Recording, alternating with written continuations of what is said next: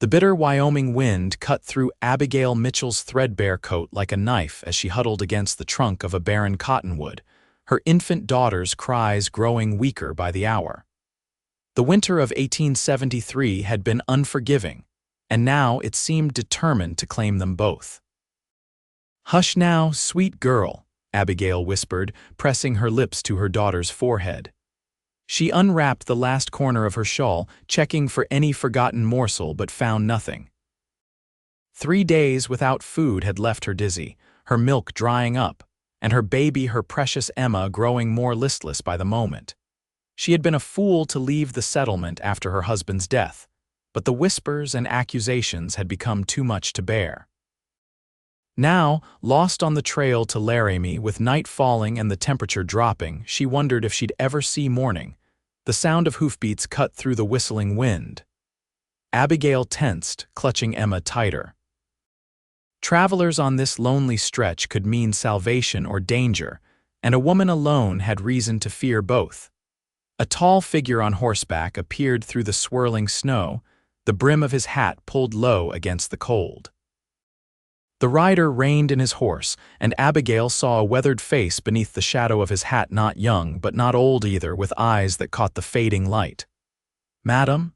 His voice was deep, carrying easily through the wind. "You shouldn't be out here, storm's coming in fast." Abigail tried to stand, but her legs betrayed her. Emma's weak cry was the only sound she could manage as her vision darkened at the edges.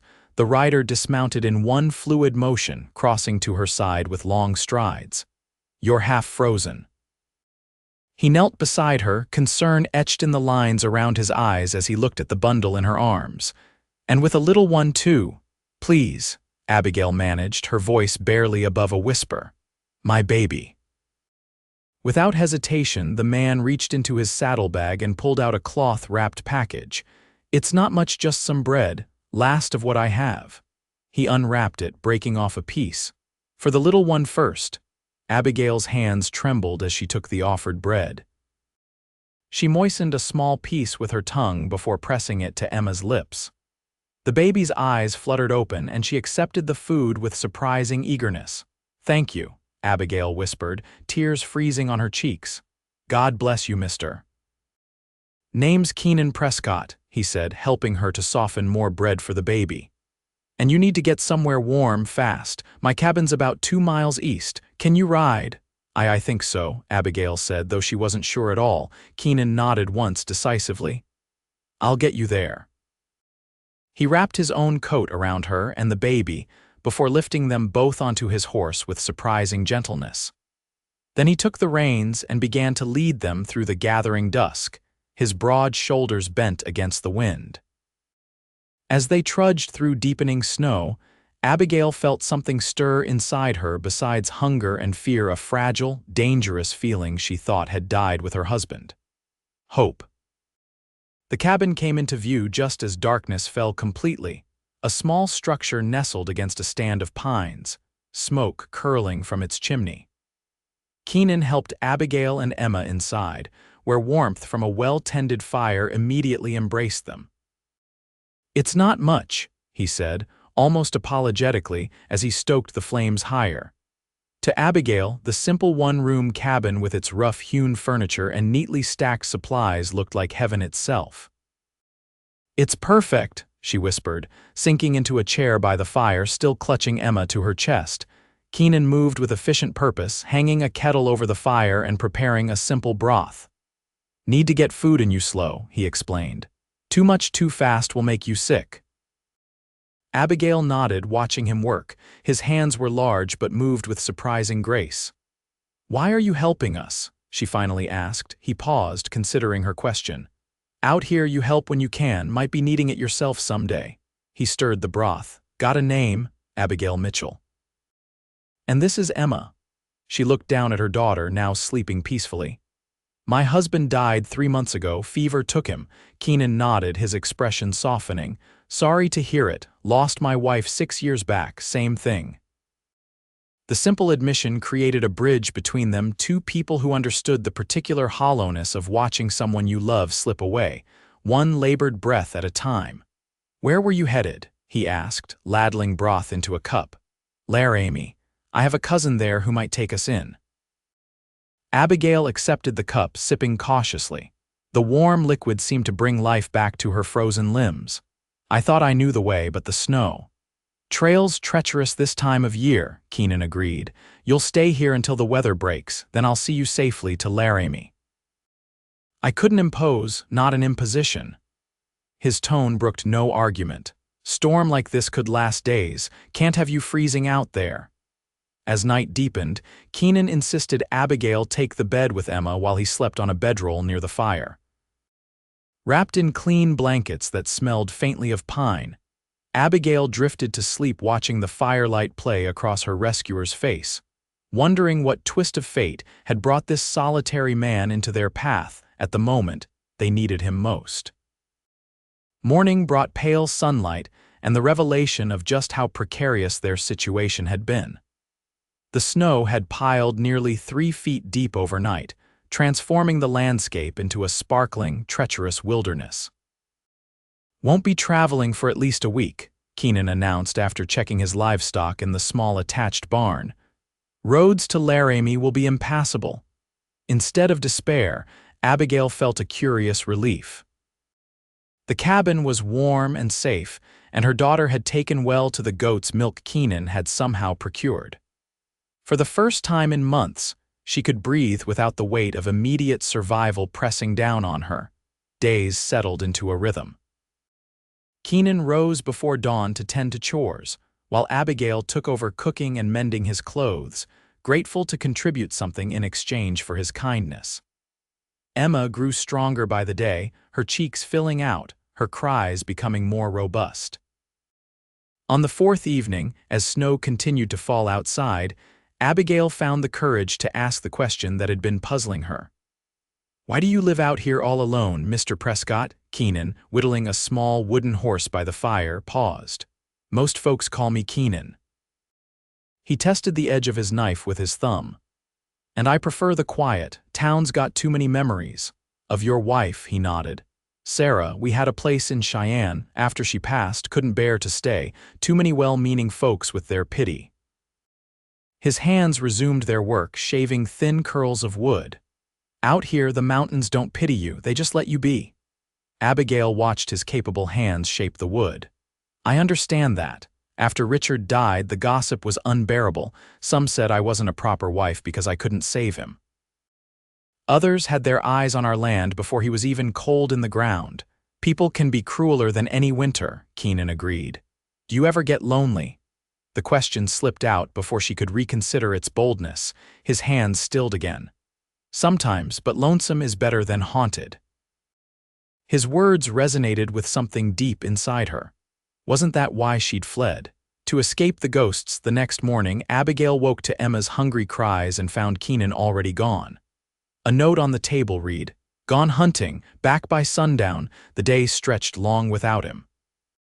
Abigail tended to Emma, swept the floors, and prepared what food she could. When she ran out of chores, she found herself standing at the window, watching the path he would return on, a feeling of unease growing as the shadows lengthened. Just as dusk was giving way to night, a dark shape appeared against the snow. Keenan trudged toward the cabin, dragging something behind him. Relief flooded through her, followed by embarrassment at how worried she'd been.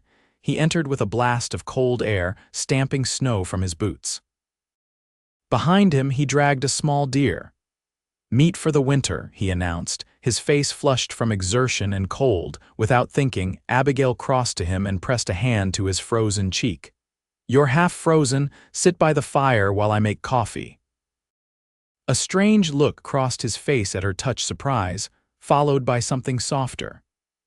He nodded, shedding his coat and outer layers while Abigail busied herself with the coffee pot, her cheeks warm with more than just the heat of the fire. That night, as they worked together to butcher and preserve the venison, something shifted between them. Their hands brushed more frequently, their conversations flowed more easily. When Emma fussed, Keenan didn't hesitate to lift her up, his large hands cradling her tiny form with surprising tenderness. "You're good with her," Abigail observed. Always wanted children, he admitted, his voice rough with emotion. Sarah and I tried for years, but it wasn't meant to be. Abigail's heart ached for him. Emma seems quite taken with you. She's a special little lady, he said, smiling as Emma gripped his finger. Strong like her mama. The compliment warmed Abigail more than it should have. She was a widow still in mourning, and he was a kind stranger who had saved their lives. Nothing more could come of their temporary arrangement. Yet that night, as they sat by the fire, the invisible wall between them continued to crumble.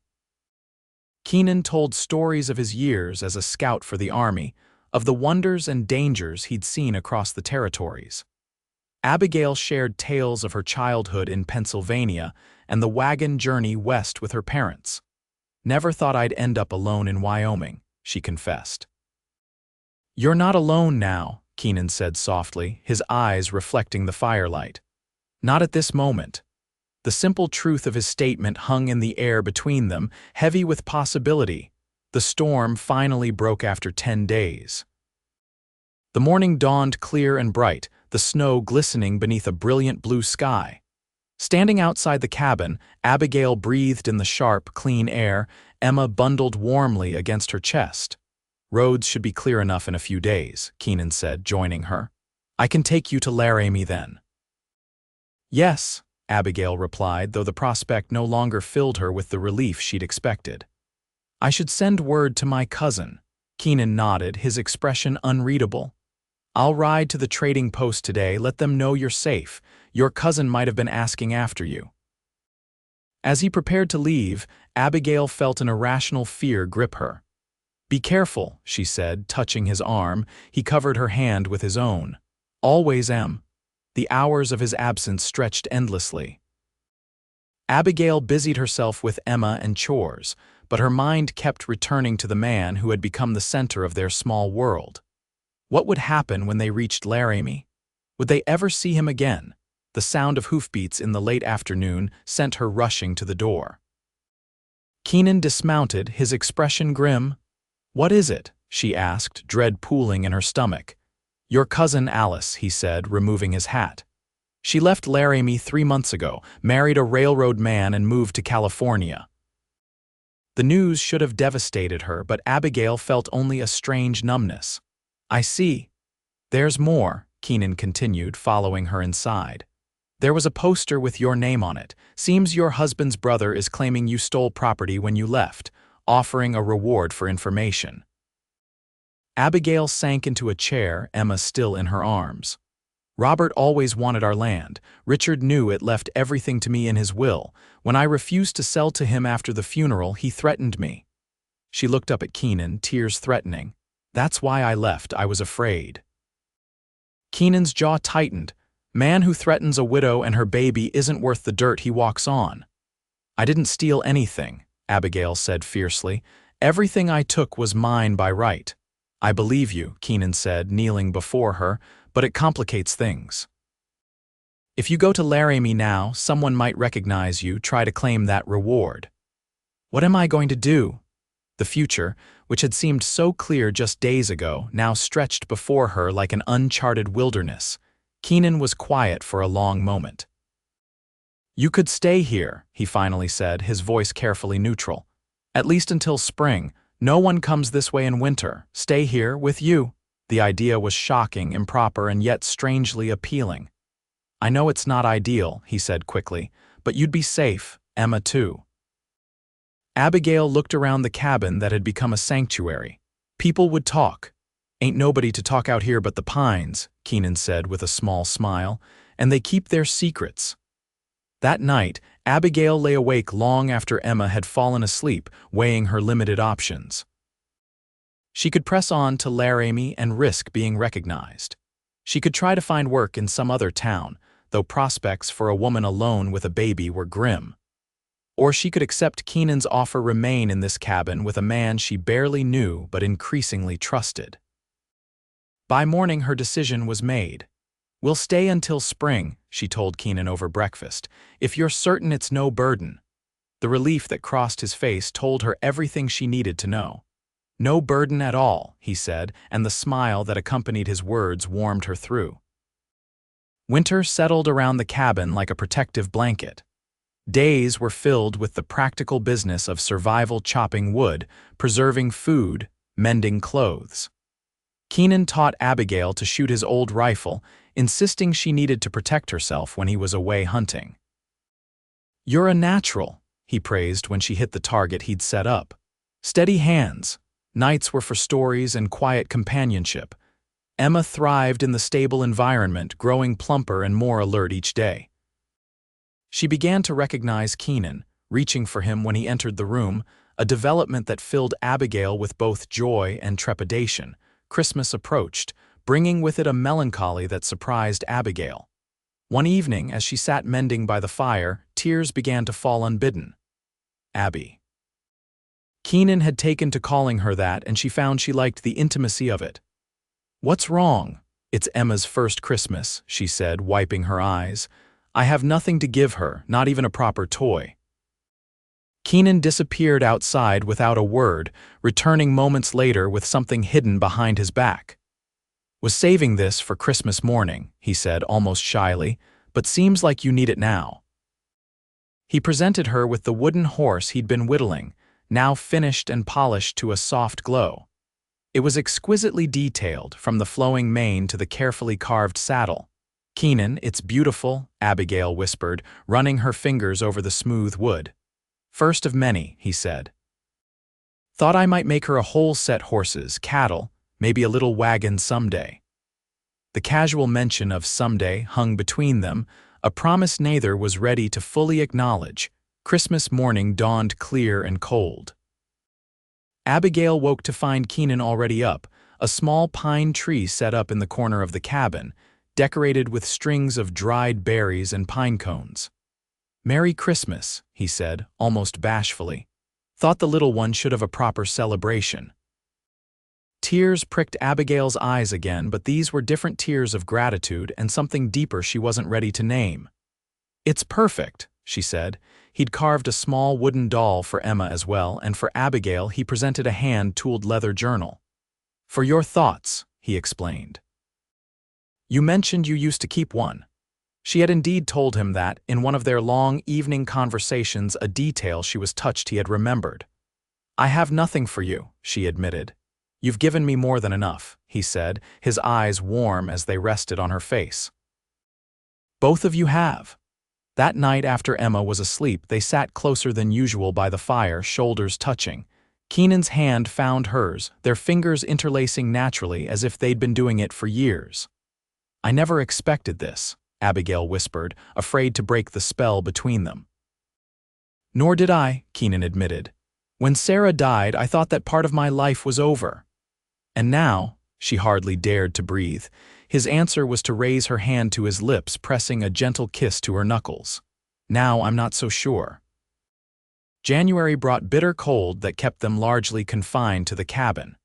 February thawed just enough to tease with hints of the spring to come. Through it all, the bond between them deepened, though they maintained a careful distance that grew increasingly difficult to justify. In early March, as the first wildflowers began to appear in protected hollows, Keenan announced he needed to make a trip to Cheyenne. "Got some business to attend to," he explained vaguely. "Legal matters." Abigail's heart sank. Was this his way of preparing her for their inevitable parting? "How long will you be gone?" 3 days, maybe 4, he hesitated.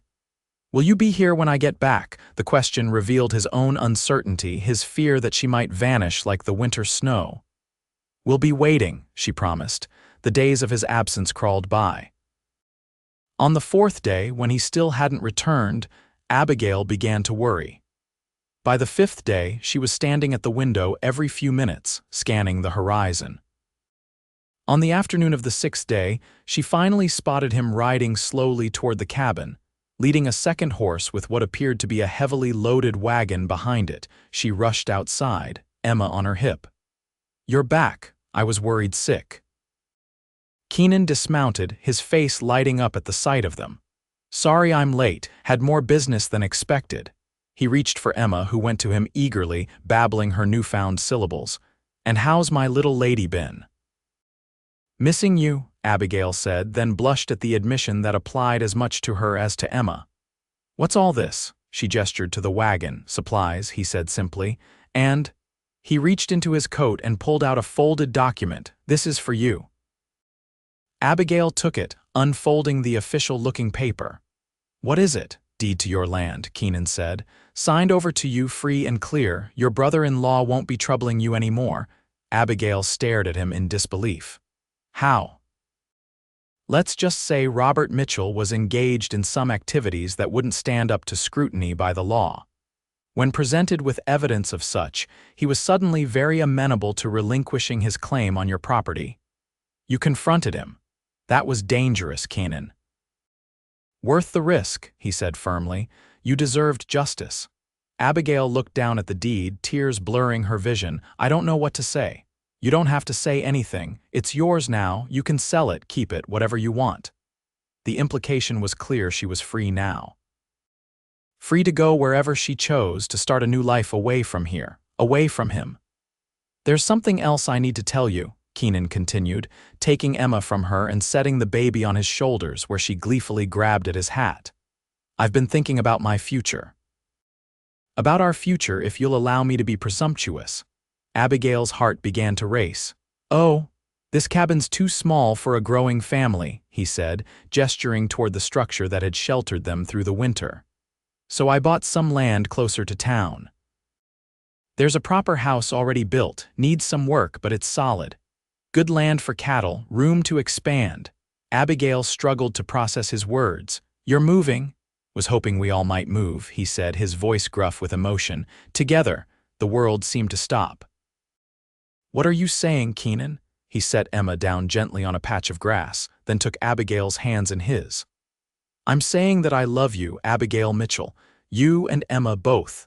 I know it hasn't been long, and I know you might not be ready, but I'm asking if you might consider making a life with me." Tears spilled freely down her cheeks now. "People will talk. They'll say it's too soon after Richard." "Let them talk," Keenan said firmly. "Life's too short and too hard out here to worry about gossip. I've been alone for 6 years, thinking my heart died with Sarah.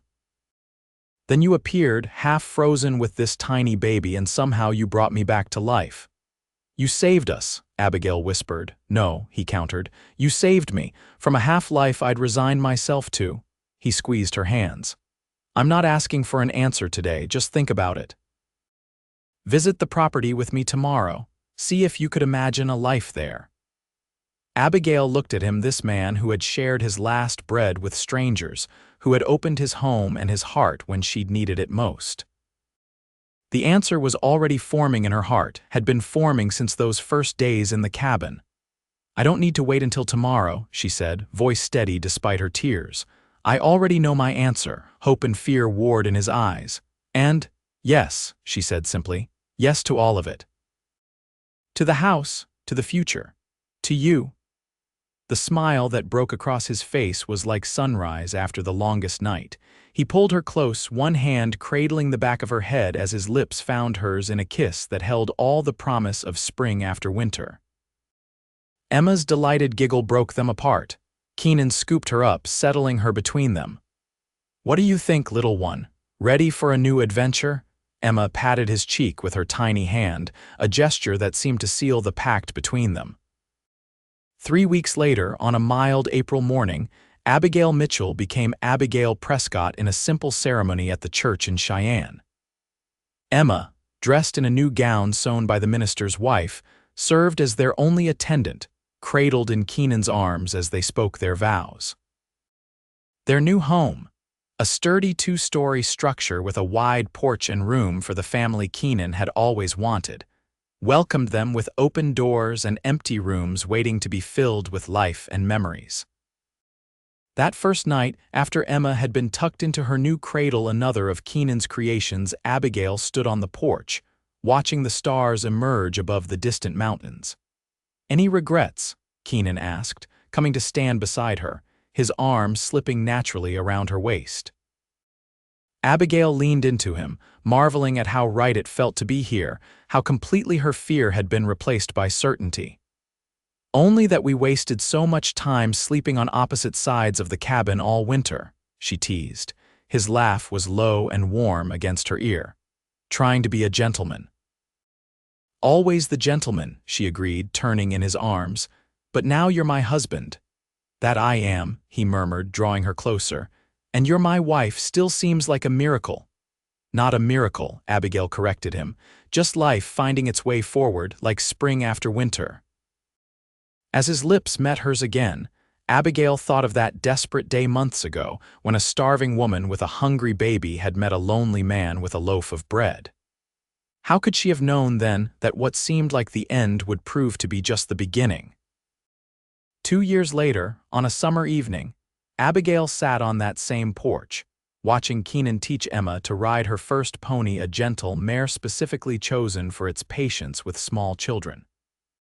Their son, James, just 6 months old, slept peacefully in her arms, his tiny hand clutching her finger even in sleep. The Prescott ranch had prospered beyond their expectations. The house had filled with furniture, most of it crafted by Keenan's skilled hands. The barn housed horses and cattle that would secure their future, and most importantly, it had filled with love, the kind that grows stronger with each passing season. "Mama, look," Emma called, sitting proudly in the saddle as Keenan led the pony in a circle. "I'm riding." "I see you, sweetheart." Abigail called back.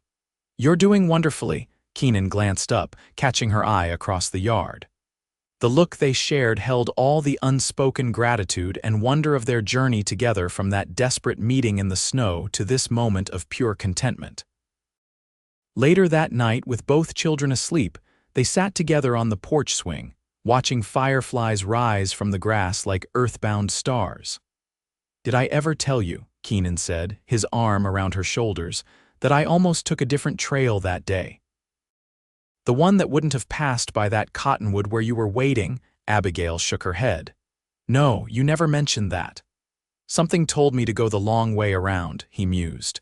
"Call it instinct, divine intervention, whatever you like, but I'm grateful every day that I listened."